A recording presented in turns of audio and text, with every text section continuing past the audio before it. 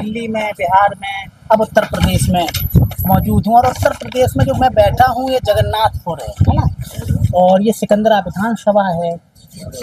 और जो यहाँ जगन्नाथ की जो आबादी है लगभग 1300-1400 मतदाता आप बता रहे हैं मुझे यहाँ के बारे में। यहाँ के बारे में थोड़ा समीकरण आप समझ लें ताकि फिर आपको पता चल जाए। 2017 के जब चुनाव हुआ था तो अजीत पाल के जो पिताजी हैं वो जीते थे, उसके बाद वो उनकी डेथ हो गई। उसके बाद से 2 बार से अजीत पाल यहाँ पर विधायक हैं। लेकिन जब 2022 का चुनाव हुआ तो अजीत पाल जीत गए। उसके बाद प्रभाकर पांडे और लाल जी, प्रभाकर पांडे को लगभग 29% वोट मिला था और लाल जी को लगभग 18%। और एक और यहाँ पर थे शिवम पाल के नाम से। बहुत इंटरेस्टिंग हमें पता चला तो हम इनसे इसीलिए बात करने लगे। पहले तो मुझे अपना नाम बताएं। मेरा नाम रामजीवन कठेरिया जी। कैसा रहा अभी तक अजीत पाल का जो काम था, क्योंकि 2 बार से लगातार विधायक हैं।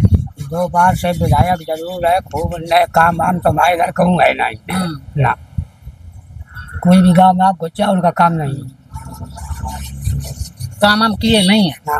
तो जीत कैसे गए? जीत कैसे गए हैं, ऐसे ही जीत गए। जनता को रुझान थी भाई, भाजपा मोदी सरकार की एकदम लहर बज रही थी, सब लोगों ने सुट के वोट डाल दिया, जीत गए। अब कैसा है उनका माहौल? जो काम जो था बीजेपी का वो माहौल अब नहीं है, अब नहीं है।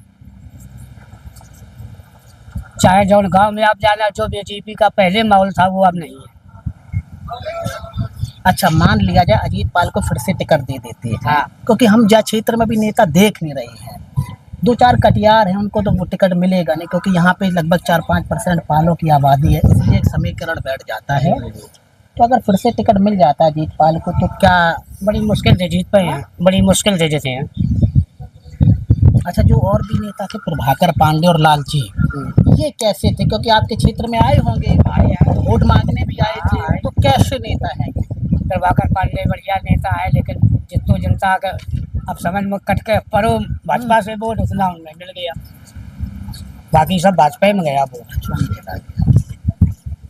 अच्छा, एक चीज़ और मुझे आप बता रहे थे शिवम पाल की। हाँ, शिवम। हाँ, इसीलिए आपसे बात करना शुरू कर दिया, क्योंकि जब मैं पहले देख रहा था सोशल मीडिया पर बहुत अच्छा प्रचार प्रसार वो कर रहे थे। आप हर यूथ से पूछ लीजिएगा शिवम पाल के बारे में, लेकिन वोट की जब बात आई तो उनको लगभग 6% वोट मिला था, ऐसा ही कुछ, जहाँ तक ऐसा ही कुछ था, लगभग 6000 या 7000 यही वोट। हाँ, ऐसा ही वोट मिला। तो वो कहाँ चला गया? क्योंकि ये पहले बहुत दिख रहा था, फिर बाद में क्या हुआ? बाद में हुआ ये कि वो समझ रहे हम जीत पे है नहीं, तो कुछ है गए ढीले।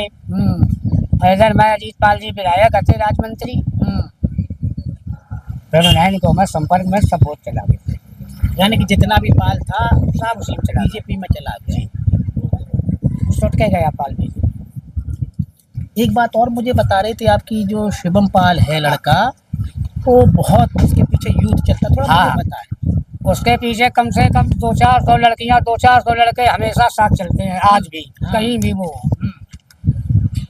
इतना बढ़िया है कि कोई रक्षाबंधन के दिन हर गांव में 10, 20, 50, 100 बहनों बिटियन से हर गांव को राखी बंधवाता है, सम्मान देता है सबको, सब उसको भाई मानने लगता है बिटियां। इसलिए उसका वर्चस्व बढ़िया। अगर टिकट कहीं से उसको मिल जाए किसी भी पार्टी से वो जीत जाएगा, या पहले मिल जाता था? हाँ, अब भी मिल जाए जीत लेगा। अच्छा, हाँ, इतना बढ़िया है। कभी वो रोड पे निकलेगा तो 100-200-500 आदमी के साथ में निकला। कैसे हार गया वो?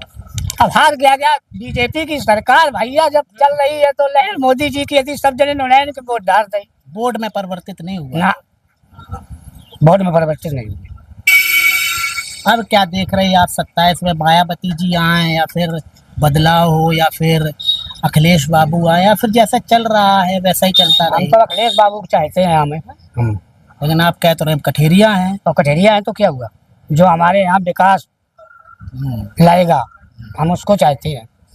ये भी तो हो जाता है कि लोग ये कहते हैं कि एक जाति की सरकार है, जब बन जाते हैं तो ये नहीं लगता कि वो एक जाति की सरकार है? नहीं नहीं नहीं, हमारे साथ भेदभाव हुआ ही नहीं है यहाँ, उन्होंने सबको बराबर समझा।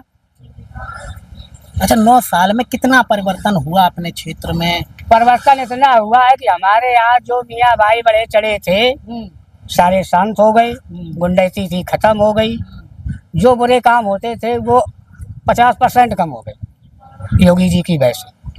तो अगर आप कहते बदलाव हो तो क्या चीज़ देख कर के आप बदलाव चाहते हैं? या फिर दिल्ली में एक मुलायम जी और अखिलेश जी हैं, होता नहीं कि हम उनके मतदाता हैं, कुछ हो जाए हम वोट उनको ही देंगे। ये भी मान लो आप, हम उसी के आदमी हैं, हम वोट उन्हीं को देते हैं, हमें उनका कार्य अच्छा लगता है बस। हम एक छोटे सिपाही है पार्टी के, मान के चलिए। बड़ा गजब बात बोल रही हैं आप। अच्छा, मायावती का क्या है आज क्षेत्र में, लग रहा है प्रचार प्रसार कुछ? नहीं नहीं नहीं, अभी कुछ नहीं है। हमारे दलित भी साइकिल में सवार हो जाते हैं। अच्छा। हाँ, अभी देखिए ये हमारी संसदीय सीट थी जितेंद्र दौरे जी, जितेंद्र दौरे की। हाँ, हाँ, खुल के जिताई गई, सबने साइकिल में वोट किया। और लगता है फिर से 27 में भी ऐसा ही होगा। 27 में भी ऐसा ही हो सकता है, दलित एका होकर साइकिल में चलेगा, क्योंकि मायावती का कोई अस्तित्व अभी है नहीं, बढ़ना ही रहा ग्राफ उत्तर प्रदेश में। अगर 150 सीट मिल जाएंगी तो क्या फिर वो मुख्यमंत्री बन जाएंगे? 150 अभी तो एक ही सीट है, आप तो अखबार ही पढ़ते रहते वहाँ हैं। तो सही है, अगर मिलो भी जाएंगी, बढ़ गई, मान लो हमका 100 हो गई, तो क्या मुख्यमंत्री बन जाएंगे? नहीं बन पाएंगे, बेकार वोट कर दो, बेकार चला जाएगा। हाँ। अच्छा, एक चीज़ और मुझे बताएं, क्योंकि आपने एक आज़ाद समाज पार्टी सुनी होगी, सुनी है? चंद्रशेखर राणा, चंद्रशेखर की। तो ये नहीं लगता है कि जो चंद्रशेखर हैं वो दलित वोट बैंक, क्योंकि दलित अच्छा खासा है उत्तर प्रदेश में, हाँ, तो ये नहीं लगता दलित वोट बैंक काटेंगे और मायावती की राजनीति? क्योंकि हाँ देखो, आप कोई पॉलिटिक्स के पंडित नहीं है, लेकिन आप एक जागरूक मतदाता है, आपकी क्या सोच है वो लोग जानना चाहते हैं। जानना तो चाहते हैं, लेकिन वो सोच रहे एक सांसद हुए खाली बने अभी, पार्टी आगे बढ़ने के लाने उन्हें वोट दे जा, कम मात्रा में दे जा। जो ठोकर में इस समय उत्तर प्रदेश में चल रहा है हमारे बाबा जी के साथ, मुख्यमंत्री जी के साथ, तो अखिलेश बाबू चल रही है उनके। अच्छा, तो लोग ये चाहते हैं अगर बदलाव करना है तो हमें अखिलेश बाबू को लाना, मायावती ला नहीं पाएंगी और उनको देकर के हम अपना वोट बैंक खराब नहीं करेंगे, इसलिए दलित हम सब साइकिल में चले जाते हैं। ये बात है, बाकी कुछ नहीं। अच्छा, एक चीज़ और मुझे पत्रकारों के बारे में बता रहे थे, थोड़ा वो भी हमें बताएं कि आप जो लोग देख रहे हैं वो एक उत्तर प्रदेश, मैं आपको थोड़ा जब बता दूं, अभी उत्तर प्रदेश में जब आप आएंगे तो एक कानपुर देहात जो एक डिस्ट्रिक्ट है और उसमें एक सिकंदरा विधानसभा है, और ये लोकसभा तो औरैया लग जाती है लेकिन जिला कानपुर देहात है, ये आप समझ गए। और कानपुर देहात की सिकंदरा विधानसभा की जगम्मनपुर में मैं बैठा हूँ, और वहाँ पर एक भाई साहब कह रहे हैं कि अजीत अंजुम और किसका नाम लिया था पत्रकार का, राजीव रंजन और अजीत अंजुम को यहाँ भी देखने वाले लोग हैं जी। गलत कह रहा हूँ क्या? ना, सही कह रहे हैं आप। तो अगर मैं कभी भी अजीत अंजुम से मिलूंगा और राजीव रंजन से कभी उत्तर प्रदेश के चुनाव में मुलाकात मेरी हुई तो मैं ज़रूर बताऊंगा कि इस गांव में ये भाई साहब आपको बड़ा देखते हैं। जी, टीवी में भी मैं देखता हूँ उनकी, माइक लगा के पूछते हैं गांव-गांव जाके। जी, जैसे आप हमसे बात कर रहे हैं ऐसे वो भी बात करते हैं। अच्छा, लास्ट सवाल मेरा आपसे है कि जब मायावती की सरकार थी तो लोगों ने मुझे बताया कि SC/ST एक्ट थे वो दुरुपयोग हुआ था उनका, इसलिए मायावती हार गई। क्या ये बात सही है? क्योंकि आप तो जो सही है वो मुझे बताएं कि ऐसा है या नहीं है। ऐसे ही है। सही है, लोगों के साथ हुआ है तो उन्होंने जो हुआ है। कुछ लोग झूठे केस लगा देते हैं, हेलो फाड़ दिया, ब्लॉक पहुँच गए थाने, राम मैं रिपोर्ट लिख ली जाए, उससे क्या फायदा किसी निर्दोष को पसंद? बहुत से लोगों ने ऐसा कर दिया था, लेकिन अब ऐसा कुछ नहीं है। दो सवाल है मेरे, एक राहुल गांधी को लेकर के, एक मोदी जी को लेकर के है। जो मोदी जी की छवि थी 2020 में वैसी अभी है या फिर गिरावट? नहीं है, नहीं है, 80% अब नहीं है, 20% रहेगी। और अखिलेश इस समय 80% बोल रहे हैं, गांव की जनता बोल रही है अखिलेश को लाएंगे। हाँ।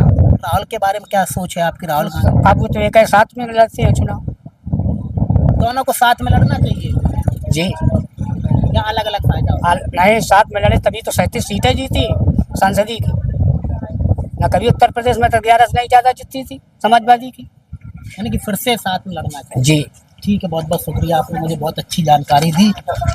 और अभी मैं सिकंदरा में हूँ। देखो, हम भाई साहब से क्यों मिले बात करने के लिए, पहले तो उन्होंने मुझे इंटरेस्टिंग बात बताई जो शिवम पाल के बारे में है, क्योंकि मैं एक रिपोर्टर हूँ अभी मेरा पहला दौरा उत्तर प्रदेश का, इससे पहले मैंने पूर्वांचल कवर किया है लोकसभा के चुनाव में। विधानसभा चुनाव मेरा उत्तर प्रदेश में पहला से पहले हम बिहार में घूम के आए हैं। तो हम जितने भी लोगों से मिलेंगे उतनी अच्छी बातें जानने को मिलेंगी, उतनी अच्छी बातें समझने को मिलेंगी। भाई साहब एक छोटे से गांव में बैठ करके एक तो बहुत अच्छे पत्रकारों को फॉलो करते हैं, ये उनको कभी हम मिलेंगे तो बताएंगे। दूसरी चीज़ ये है कि यहाँ पर अजीत पाल का हारना, अजीत पाल ऐसे नहीं जीत पाएंगे चुनाव, क्योंकि उनका कोई काम धाम नहीं है। अगर यहाँ पर समाजवादी पार्टी अच्छा कैंडिडेट उतार देती है मिल करके अपना, तो सीट निकाल लेगा। फिर भी आपका कोई सवाल उत्तर प्रदेश से लेकर के तो हमसे करें। मुझे देखने के लिए बहुत बहुत शुक्रिया, धन्यवाद।